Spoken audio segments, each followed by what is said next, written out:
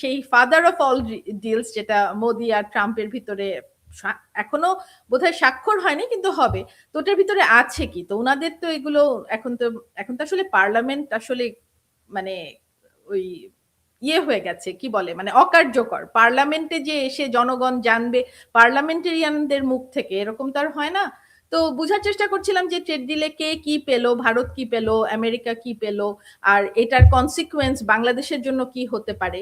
তো মনে হচ্ছে 18% এসছে, এবং অনেক কিছুতেই ভারতে আবার ইউএস এর পণ্য ঢোকার জন্য অলমোস্ট মার্কেট মানে ট্যারিফ শূন্য করে দিয়েছে।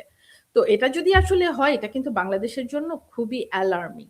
কারণ এত কম ট্যারিফে যদি ভারতের জিনিসপত্র ইউএসএ তে ঢুকতে পারে, সাথে আবার যদি ভারত অত সস্তায় ভেনেজুয়েলা থেকে তেল কিনতে পারে রাশিয়াকে বাদ দিয়ে, তাহলে বাংলাদেশের মার্কেটের উপরে এটা ভীষণ ইম্প্যাক্ট ফুল হবে।